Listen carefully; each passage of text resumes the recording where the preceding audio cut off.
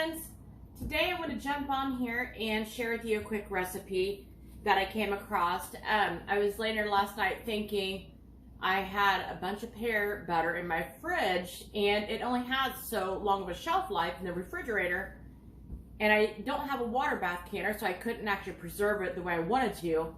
So I'm like, what in the world can I do to use this without throwing it away? So I came across a recipe for pear butter bread.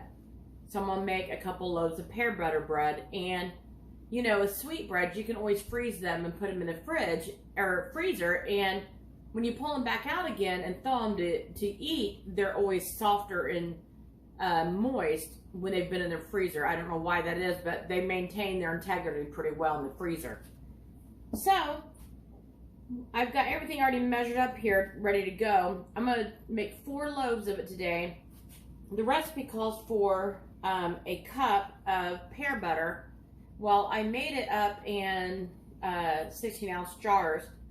So I'll take 1 jar and 2 tablespoons. So that'll finish up 1 whole jar.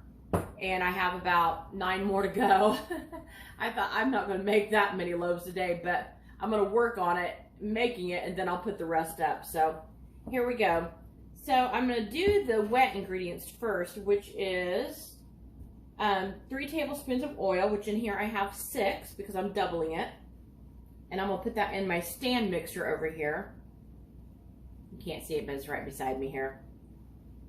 And I'm going to go ahead and pour in my pear butter with the oil. That's 2 cups.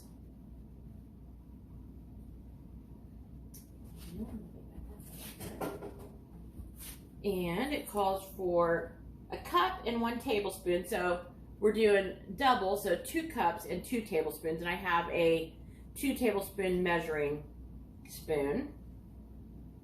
And I'm going to put that in there also. So there's that.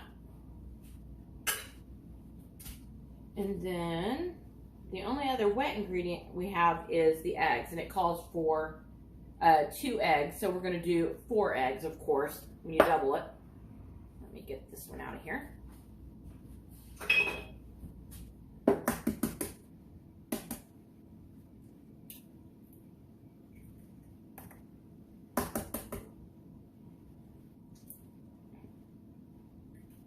I love baking. There's something satisfying about baking.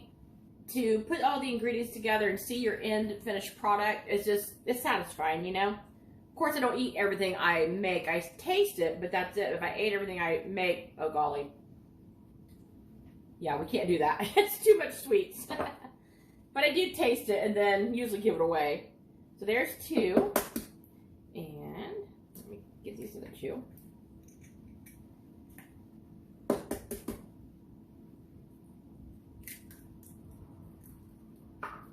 And there's the other 2.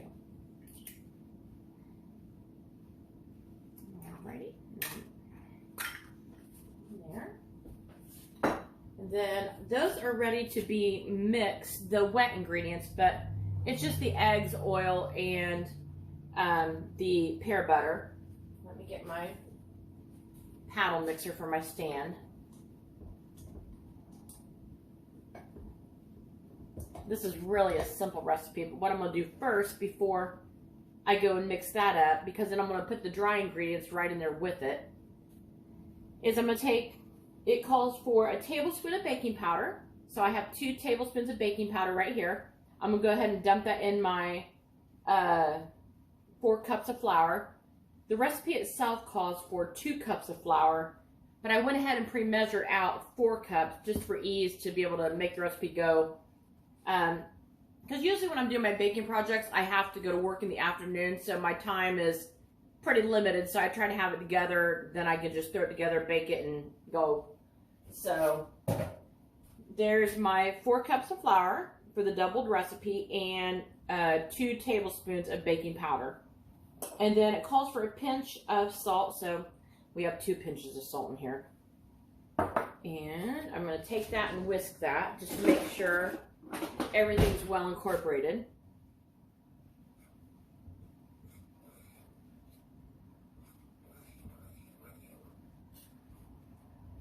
Alrighty. Oh, I'm making a mess.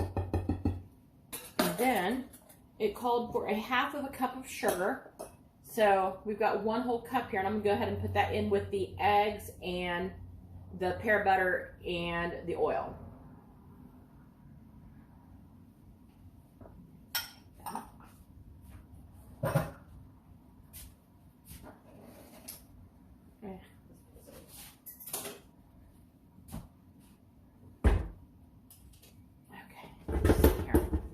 Alrighty, and then I'm gonna turn this on stir, so it don't go flying everywhere, and then we'll mix it real well.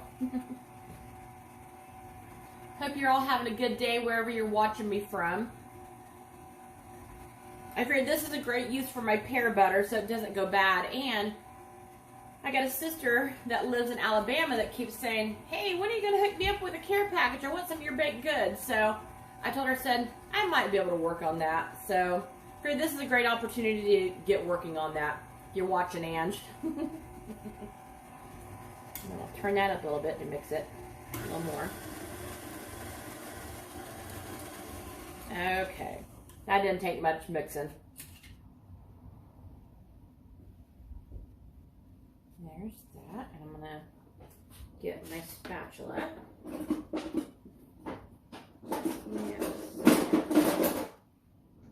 And I'm going to go ahead and just put all the flour in. I know you could probably add it a little bit at a time, but I'm just going to dump it all in there and start it out slow and then mix it up the rest of the way.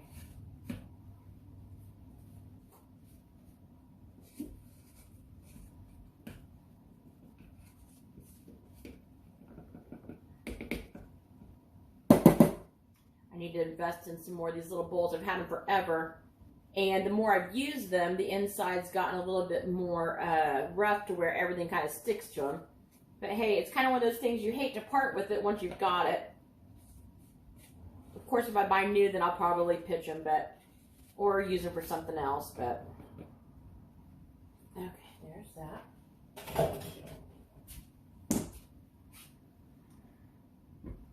Alrighty, and we're going to turn that on stir, just to get it incorporated so that the flour doesn't go flying everywhere. And this recipe calls for a tablespoon of lemon zest, but I don't have any lemon zest on hand. I have lemon juice, but obviously you know the consistency of lemon juice versus lemon zest, there's a big difference. So I'm going to go ahead and just put a little bit of vanilla in it.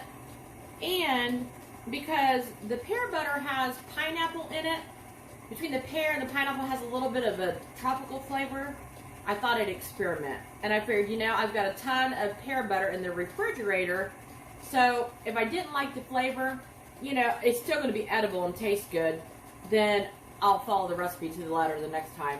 So I'm going to do the vanilla, and I have a little bit of strawberry extract. Just to experiment and see how it'll taste. Because, like I said, I have so much pear butter, what I got to lose, you know? There, and I can mix that a little bit faster there. Okay. And I don't want to overmix that. So, now I'm going to add a little bit of my vanilla. And I love experimenting with recipes. Experimenting has helped me make some really good stuff over the years, so, you know, it can't hurt. I mean, and you've got to know, too, different flavor profiles, what works and what doesn't work. So, you know, I figured strawberry, pineapple, pear, yeah, it's going to work. And I'm going to put a teaspoon of that in there, along with a teaspoon of vanilla. Okay.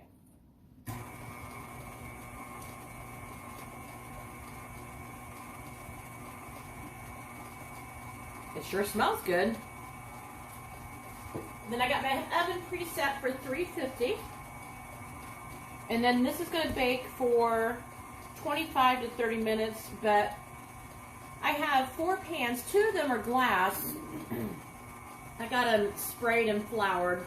I picked these up at the thrift store, And I love the glass pans. They're durable. I mean, obviously if you drop them, they're not going to last. But besides that, they don't really rust, and they're just really durable. So I've got two pretty large glass loaf pans, and then I've got two of the aluminum, which I'm not a huge fan of the aluminum, just because they rust and it is aluminum. So, but I figured I'll use them until I can come across a few more of the glass baking dishes. Okay, let me scrape down, scrape down the sides to make sure it's all well incorporated, and give it another little mix. Then it'll be ready to go. So I don't want to over mix it, but I just want to make sure everything is good and incorporated. And if this turns out good, then like I said, I got about 9 more jars in there to turn into breads. And like I said, breads will always freeze well, and you can pull them out in the winter. They're a great snack to have in the winter for, you know, breakfast, or just a sweet treat, you know. So if this tastes great, it'll motivate me to get the other ones done over the next couple days so the pear butter doesn't go bad. So I put too much effort into making that pear butter. Peeling 10 bazillion pears and letting it cook down, that was a lot of effort. Okay, there we go. Now,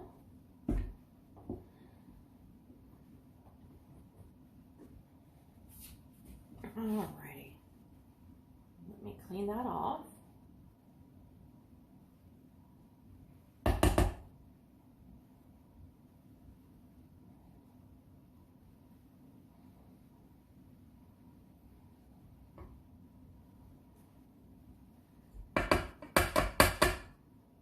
Yeah, good enough. You can't get every little tiny drop off of it. Okay, there's that.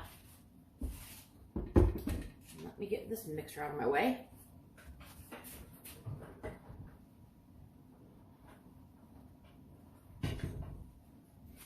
All right.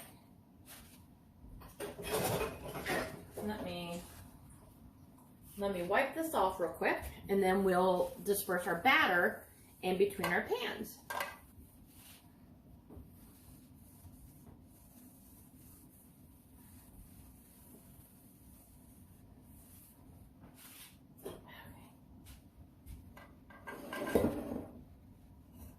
Alrighty, there's the batter. It's a light batter.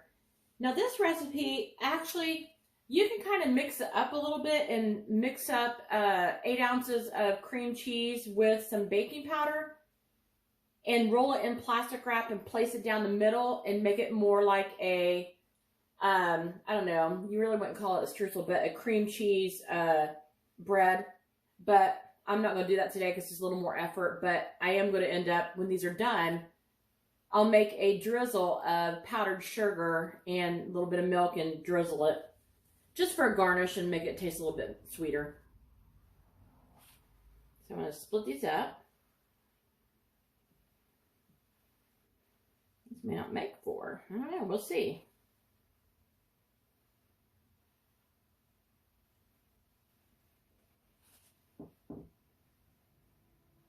Well, let's see. That one, I didn't even fill halfway. So, like I said, it may not make 4. I'm betting it's only going to make 2. So, I may have to make another double batch. Because you never know, the people, when they make recipes, what size of a pan they're cooking with. It could be smaller than what I have. But these glass baking dishes are pretty good size loaf pans. They're probably more suitable for a large loaf of actual regular bread, but that's okay. They'll do. That's okay. It'll give me a reason to make 2 more and use more of the pear butter.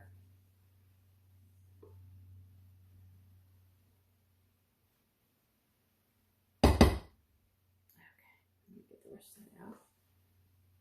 Okay. And my hands are clean. I've washed them 5,000 times. not really 5,000, but you get the idea. Anytime you're baking and cooking, you're washing your hands just about every time you turn around, so.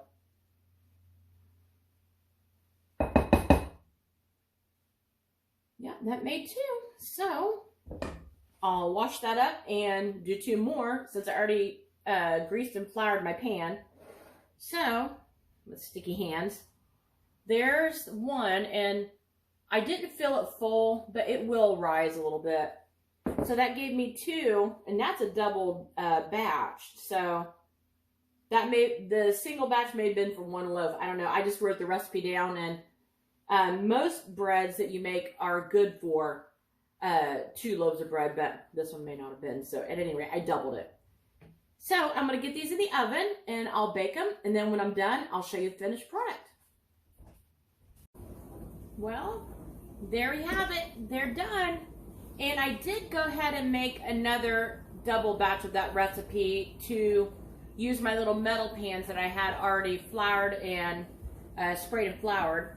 And I also had, if you can see it here, it's kind of hot still. Well, that one's going to come right out of the pan.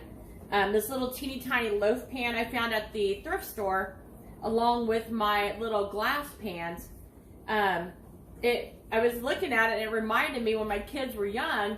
I had 4 kids, and the boys, I would bake stuff, and I made them in little, like breads in little tiny loaf pans.